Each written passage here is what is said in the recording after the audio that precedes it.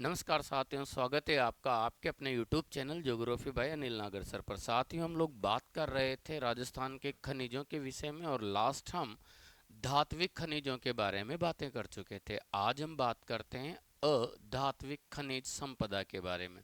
तो बात करते हैं राजस्थान में पाए जाने वाले प्रमुख अधात्विक खनिजों के विषय में। तो देखो, हमने ये जो अधात्विक खनिज थे, इन अधात्विक खनिजों को पढ़ने के लिए सहजता और अपनी सरलता के लिए एक टेबल के रूप में इनको वर्गीकृत किया था। टेबल जिसमें हमने इनको चार पांच भागों में बांटा। एक तो बांटा था हमने रासायनिक उर्वरक खनिज के रूप में, रासायनिक उर्वरक खनिजों के रूप में। एक हमने इनको बांटा किसके रूप में, तो आपका आंसर हो जाएगा कीमती पत्थरों के रूप में, कीमती पत्थर। एक हमने इनको बांटा क्ले किसके रूप में, क्ले खनिज। और इसके बाद अगर बात करते हैं तो इसके बाद में हम अन्य अधात्विक खनिजों के बारे में बात करेंगे। तो यहाँ पर सबसे पहले हम देखते हैं रासायनिक उर्वरक खनिजों के विषय में। तो सबसे पहले हम यहाँ बात करने वाले हैं रासायनिक उर्वरक खनिज। ठीक है। और आपको पता है राज्य में रासायनिक उर्वरक खनिजों के रूप में चार बेहद महत्वपूर्ण खनिज मिलते हैं, जिनमें से एक तो है रॉक फास्फेट। ठीक है। एक मिलता है आपको जिप्सम, एक मिलता है आपको पोटास, एक मिलता है आपको पायराइट। ठीक है। तो इस तरीके से इन खनिजों के विषय में आपसे प्रश्न किया जाए, राजस्थान में इन खनिजों का सर्वाधिक उत्पादन कौन से जिलों से किया जाता है या किस जिले से किया जाता है, तो सबसे पहले आप यहाँ पर इन खनिजों के जिले देख सकते हो कि ये वास्तव में कहाँ से निकाले जाते हैं, या राजस्थान में इन खनिजों की उपलब्धता, ये खनिज कहाँ कहाँ पर हमें मिलते हैं, तो देखते हैं। देखो, उदयपुर में अगर बात करें तो उदयपुर में आपको यहाँ से निकलता है या यहाँ से मिलता है आपको रॉक पासपेट। क्या मिलता है? रॉक पासपेट। इस बात को आप याद रखें। ठीक है। उदयपुर से हमें क्या मिलता है? रॉक पासपेट। तो ध्यान रखना, नागौर से, कहाँ से? नागौर से हमें मिलता है जिप्सम। ठीक है। राजस्थान में जिप्सम के सर्वाधिक भंडार कहाँ मिलने वाले हैं? नागौर में। तो रॉक पासपेट के सर्वाधिक भंडार आपको कहाँ मिलते हैं? उदयपुर में। वहीं ध्यान रखना है, सीकर में अगर बात करें तो सीकर में हमें पाइराइट के सर्वाधिक भंडार मिलते हैं। वहीं हनुमानगढ़ में बात करें तो हनुमानगढ़ से सर्वाधिक रूप से क्या प्राप्त किया जाता है? पोटास। ठीक है। तो राजस्थान में आप देख पा रहे होंगे कि रॉक पासपेट के सर्वाधिक भंडार कहाँ पर है? उदयपुर जिले में। वहीं पाइराइट के सर्वाधिक भंडार कहाँ पर है? सीकर में। तो पोटास का सर्वाधिक भंडार हनुमानगढ़ जिले में। तो नागौर के अंदर जिप्सम के सर्वाधिक भंडार आपको कहाँ मिलते हैं? नागौर में मिलते हैं। चलिए इनमें एक एक करके बात करते हैं। तो सबसे पहले हमारे सामने आता है रॉक पासपेट। रॉक पासपेट। ठीक है। ध्यान रखना, इस रॉक पासपेट के विषय में अगर चर्चा करते हैं, कौन सा पासपेट? तो ये है हमारे पास रॉक पासपेट।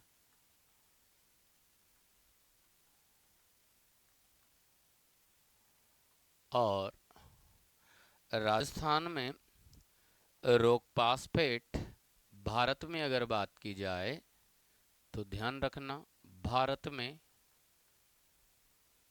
सर्वाधिक। तो आपका आंसर हो जाएगा राजस्थान। इसका मतलब रॉक फास्फेट के उत्पादन में राजस्थान का देश में पहला स्थान है। वहीं भारत में राजस्थान में बात करें, राजस्थान में सर्वाधिक। तो आपका आंसर होगा कहाँ पर? अभी हमने बात की उदयपुर। कहाँ पर? उदयपुर। वहीं राज्य में रॉक फास्फेट के जो प्रमुख भंडार हैं उनके विषय में अगर चर्चा करते हैं तो राजस्थान में रॉक फास्फेट के प्रमुख जो भंडार आपको मिलने वाले हैं उनके विषय में अगर बात करें तो आप यहाँ पर देख पाएंगे। देखो कौन कौन से भंडार हमें यहाँ पर मिल जाते हैं। तो एक तो आपके सामने उदयपुर में। कहाँ पर? देखो उदयपुर में आपको एक लोकेशन मिलती है। सबसे पहले तो आप उदयपुर में देखेंगे तो उदयपुर में आपको मिलता है झामर कोटड़ा। क्या मिलने वाला है? झामर कोटड़ा। ये जो लोकेशन है ये तो हमें किस जिले में मिलने वाली है? उदयपुर में। इसके साथ में ही यहीं पर आपको एक और लोकेशन मिल जाएगी जिसे कहा जाता है सिसारमा बेलागढ़। सिसारमा बेलागढ़, ये लोकेशन भी हमें कहाँ पर मिलने वाली है? उदयपुर में। इसके अतिरिक्त अगर बात करते हैं तो आपको जैसलमेर में। कहाँ पर? जैसलमेर का जो लाठी क्षेत्र है, लाठी क्षेत्र जैसलमेर में भी आपको रॉक फास्फेट के भंडार मिल जाते हैं। लाठी क्षेत्र, और लाठी क्षेत्र के अतिरिक्त यहाँ पर एक और एरिया आपको मिलता है जिसे बोला जाता है बिरमानिया। बिरमानिया, ठीक है। तो ये कुछ बेहद महत्वपूर्ण क्षेत्र हैं जहाँ पर आपको क्या मिलता है? Rock phosphate. ठीक है। राजस्थान में रॉक फास्फेट के भंडारों के बारे में बात करें तो आप देख पा रहे हैं एक तो आपको मिलता है कहाँ पर? उदयपुर, और उदयपुर में झामर कोटड़ा, सिसारमा बेलागढ़। वहीं जैसलमेर में बात करें तो जैसलमेर में बिरमानिया और लाठी क्षेत्र आपको यहाँ पर मिल जाता है। साथियों, इस रॉक फास्फेट के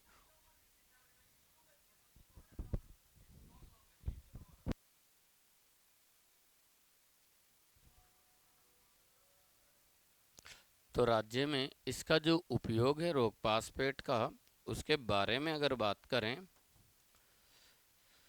तो आप देख पाएंगे रॉक फास्फेट का जो उपयोग है वो क्या है। तो एक तो है आपके सामने सुपर फास्फेट निर्माण में, सुपर फास्फेट निर्माण में, ठीक है। और दूसरा जो महत्वपूर्ण उपयोग है वो है मिट्टी में लवण की मात्रा को कम करने में।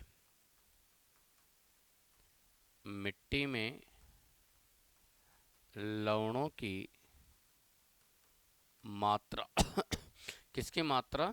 लवणों की मात्रा कम करता है, ठीक है। तो ये तो है साहब क्या?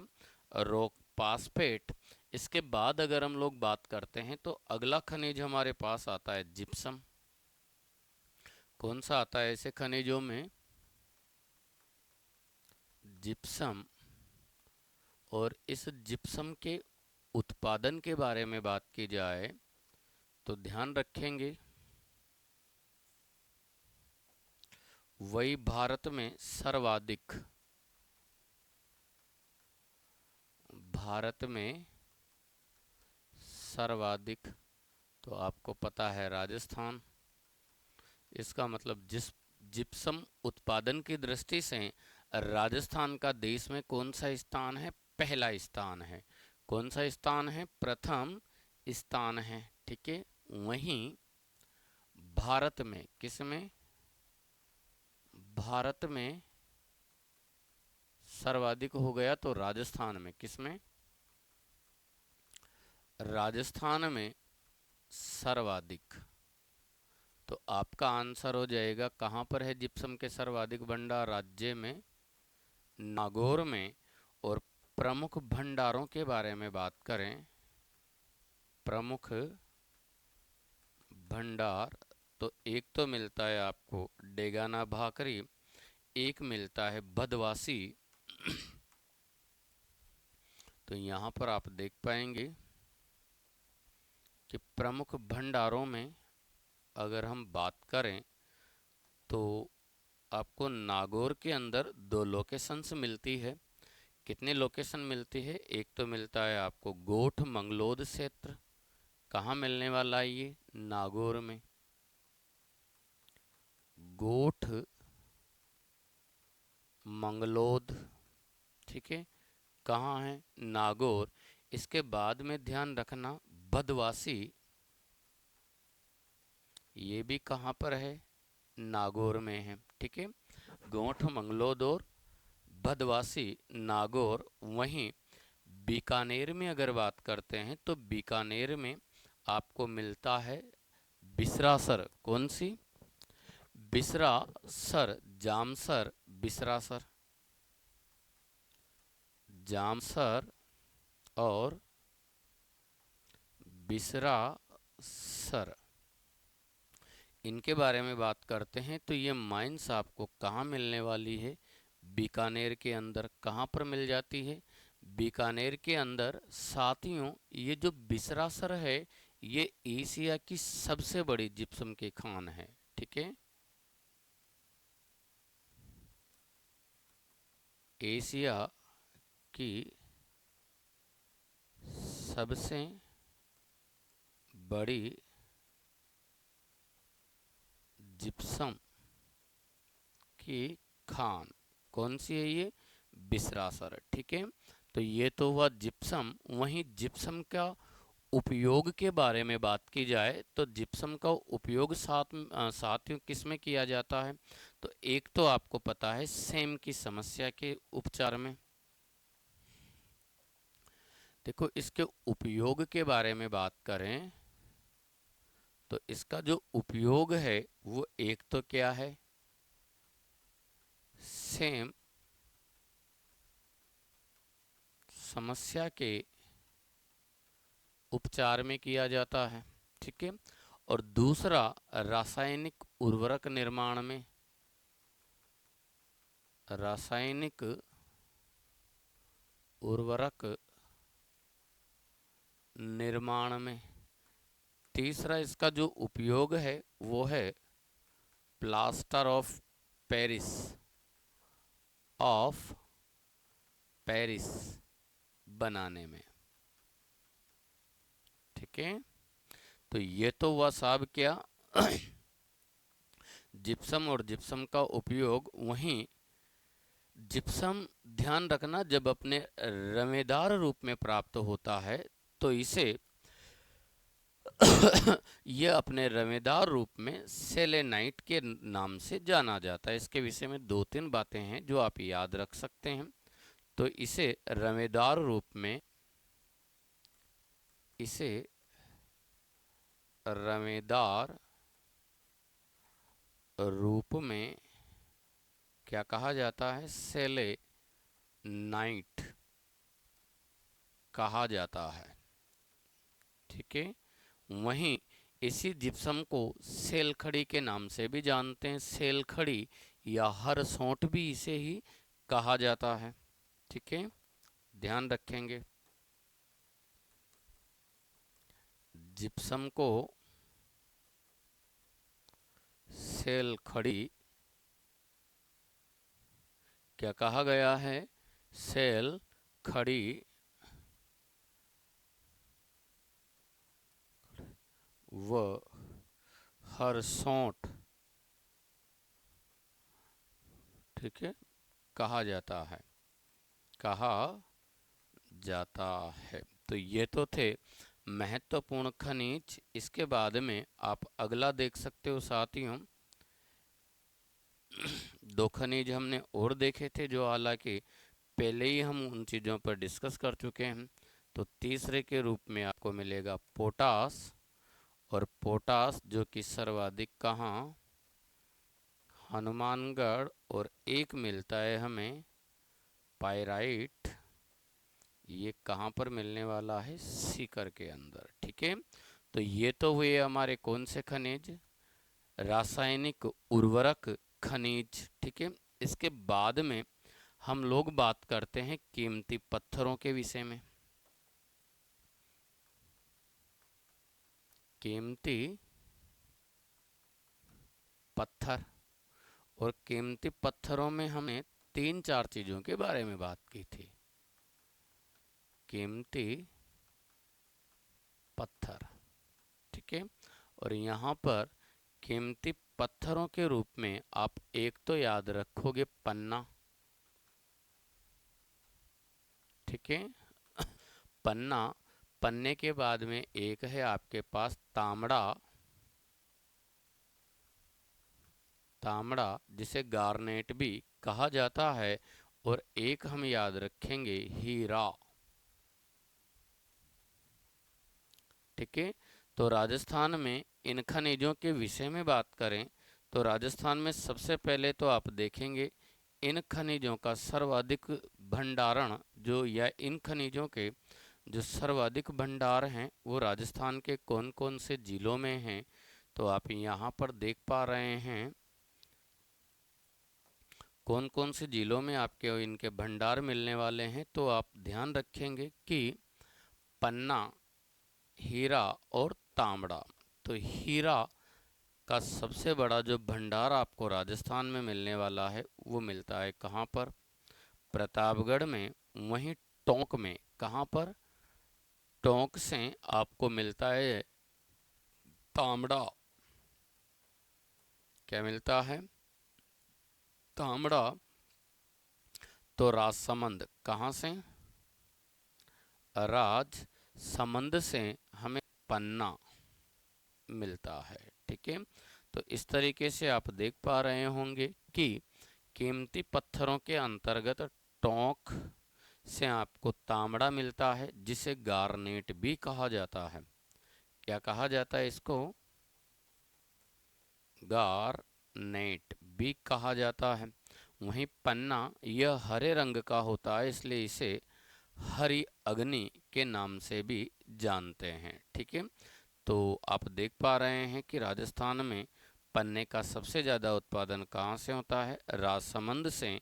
तो हीरे का सर्वाधिक उत्पादन कहाँ से किया जाता है, प्रतापगढ़ से किया जाता है। ठीक है, चलिए बात करते हैं इन खनिजों के उत्पादन के विषय में। राजस्थान में इनका उत्पादन कहाँ से होता है और इनका क्या सीन है। तो सबसे पहले आप इसमें देखेंगे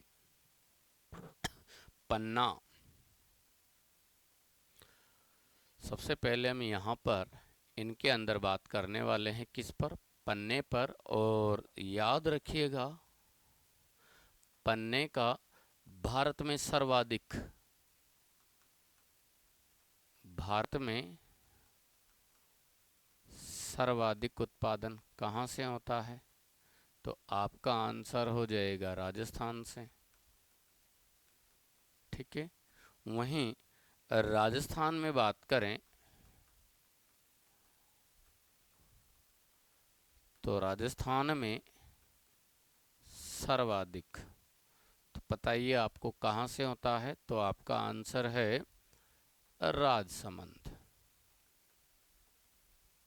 ठीक है, वहीं राज्य में इनके प्रमुख भंडारों के विषय में बात करें, प्रमुख भंडार, प्रमुख भंडार। तो यहाँ पर इसके जो बेहद महत्वपूर्ण भंडार हमें मिलने वाले हैं उन पर अगर बात करते हैं तो आप यहाँ देख पा रहे हैं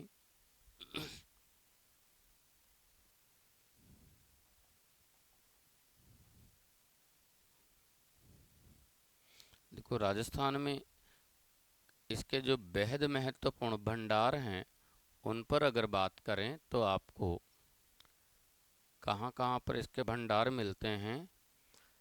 तो आप देख सकते हैं एक तो आपको मिलता है काला गुमान। कौन सा गुमान? काला गुमान। ठीक है, ये कहाँ मिलेगा? राजसमंद के अंदर। कहाँ मिलता है? वहीं देखो, राजसमंद में अगर देखते हैं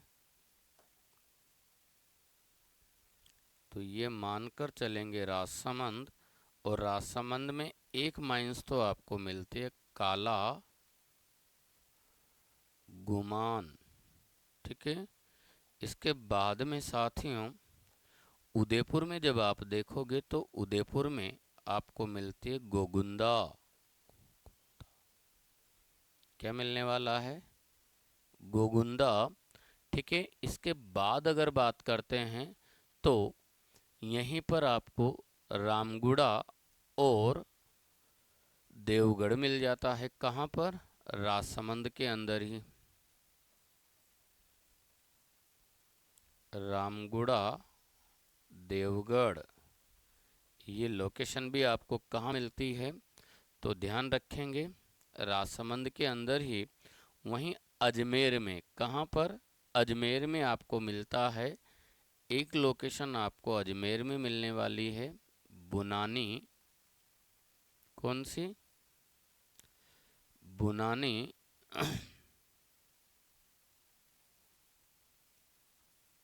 ठीक है, और बुनानी के साथ में यहाँ पर ये जो लोकेशन मिल रही है बुनानी राजगढ़।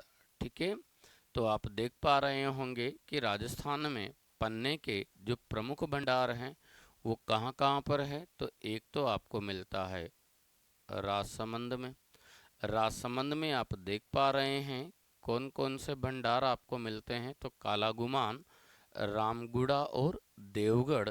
वहीं उदयपुर में अगर बात करते हैं तो उदयपुर में आपको एक लोकेशन मिलती है गोगुंदा। और इसके बाद में अगर हम अजमेर में बात करें तो अजमेर में आप देख पा रहे होंगे अजमेर में आपको मिलते बुनानी और राजगढ़। ठीक है, तो ये तो थे राजस्थान में इसके पन्ने के महत्वपूर्ण भंडार। वहीं इस पन्ने का जो उपयोग है, देखो पन्ने और पन्ने का जो इसके महत्वपूर्ण जानकारियों पर अगर बात करते हैं तो पन्ने को ध्यान रखना, यह हरे रंग का होता है। कैसा होता है? हरे रंग का होता है, इसलिए इसे हरि अग्नि भी कहा जाता है। क्या कहा जाता है? हरि अग्नि भी कहा जाता है। वहीं एशिया की सबसे बड़ी जो पन्ने की मंडी है वो कहाँ पर लगती है? जयपुर में लगती है। कहाँ पर लगती है ये? जयपुर में। तो बात कर सकते हैं, इसकी दो तीन बातें हैं जो आप याद रखेंगे। एक तो यह हरे रंग का होता है। ठीक है ना, कैसा होता है? ये हरे रंग का होता है, इसलिए इसे हरि अग्नि, इसलिए इसे क्या कहा गया है? हरि अग्नि कहा जाता है। ठीक है, दूसरी बात, भारत में पन्ने की सबसे बड़ी मंडी एशिया की, किसकी? एशिया की सबसे बड़ी पन्ने की मंडी कहाँ पर लगती है? तो आपका आंसर हो जाएगा जयपुर। जयपुर में लगती है। ठीक है, ये तो हुआ साथियों क्या? पन्ना। इस पन्ने के बाद अगर बात करते हैं तो ऐसे खनिजों में हमारे पास अगला निकल कर आता है तांबड़ा, जिसे गारनेट भी कहा जाता है। ठीक है, साथियों यह लाल रंग का होता है। कैसा होता है ये? लाल रंग का होता है, इसलिए इसे रक्तमणि के नाम से भी जाना जाता है। वहीं तांबड़ा या गार्नेट को फिरोजा भी कहा गया है। क्या कहा गया है? फिरोजाबी कहा जाता है। वहीं इसके भारत में अगर सर्वाधिक उत्पादन के बारे में बात करें तो भारत में सर्वाधिक तो कहाँ से होता है? राजस्थान से। राजस्थान में बात करें तो टोंक, राजस्थान में सर्वाधिक तो कहाँ से? आपका आंसर होगा टोंक। ठीक है। प्रमुख भंडार, प्रमुख भंडार अगर देखते हैं तो राज्य में इसके जो महत्वपूर्ण भंडार मिलने वाले हैं वो कौन कौन से हैं और कहाँ कहाँ पर मिल जाते हैं, तो आइए बात करते हैं इनके बारे में। तो ऐसे भंडारों में आपको साथियों एक तो मिलता है राजमहल की पहाड़ियाँ, टोंक, सरवाड़, अजमेर और कमलपुरा भीलवाड़ा। ठीक है। तो टोंक में तो आपको मिलती है राजमहल की पहाड़ियाँ, टोंक। ठीक है। इसके बाद में अजमेर में अगर बात करें तो अजमेर में आपको जो लोकेशन मिलती है वो मिलती है सरवाड़। क्या मिलने वाला है? सरवाड़। और इसके साथ में ही अगर बात करें तो आपको भीलवाड़ा में भी एक लोकेशन मिलने वाली है। देखो, भीलवाड़ा में अगर बात करें तो भीलवाड़ा में हमें मिलता है कमलपुरा। क्या मिल जाता है? कमलपुरा भीलवाड़ा में। ये आप याद रख सकते हैं। ठीक है। तो इस तरीके से आप देखो राजस्थान में ये जो तांबड़ा है और इसके जो महत्वपूर्ण भंडार है ये कहाँ कहाँ पर मिलने वाले हैं। तो टोंक के अंदर आपको एक लोकेशन मिलती है जिसे आप किसके नाम से जानते हो, तो आपका आंसर हो जाएगा राजमहल। ठीक है। वहीं अजमेर में बात करें तो अजमेर में आप देख पा रहे होंगे सरवाड़ और भीलवाड़ा में भी एक लोकेशन आपको मिलती है जिसे कमलपुरा के नाम से जाना जाता है। ठीक है। साथियों, इस तांबड़ा के विषय में बात करें तो इसकी दो बातें आप याद रख सकते हैं। एक तो इसे फिरोजा कहा गया है। ठीक है। तो इसे क्या भी कहा गया है? फिरोजा कहा जाता है। क्या कहा जाता है? फिरोजा कहा जाता है। ठीक है। इसके बाद अगर बात करें तो इसके बाद में यह कैसा होता है? लाल रंग का। ठीक है। तो यह लाल रंग का होता है, इसलिए इसे रक्तमणि रक्तमणि रक्तमणि या फिर लाल मणि भी कहा जाता है। लाल मणि भी कहा जाता है। ठीक है। ऐसे खनिजों में साथियों हमने एक और खनिज पर बात की थी, नाम है हीरा। ठीक है। तो हीरे के बारे में अगर बात करें तो हीरा आप जानते हो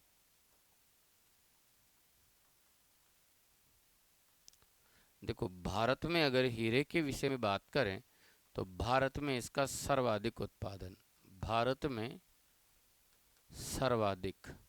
तो भारत में हीरे की जो सबसे बड़ी खान है वो है पन्ना की खान, पन्ना की खान। और ये खान आपको कहाँ मिलने वाली है? मध्य प्रदेश के अंदर। ठीक है। राजस्थान में अगर बात करते हैं तो राजस्थान में सर्वाधिक तो कहाँ से किया जाता है? प्रतापगढ़।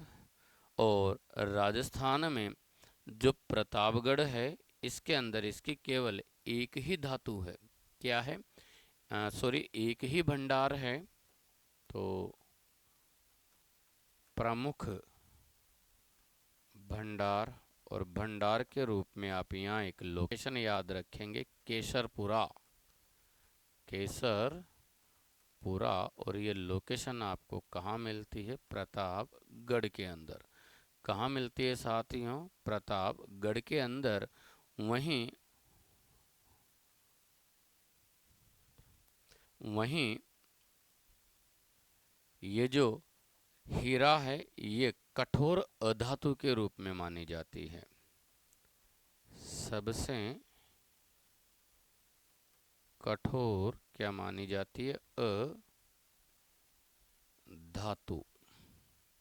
ठीक है, इस चीज को याद रखेंगे। और ये थे आपके महत्वपूर्ण कीमती पत्थर। इससे आगे साथियों हम लोग बात करेंगे इमारती पत्थरों के बारे में। आज के लिए इतना ही, बाकी नेक्स्ट क्लास में। धन्यवाद। वीडियो पसंद आया है तो लाइक करें, शेयर करें, सब्सक्राइब करें। धन्यवाद।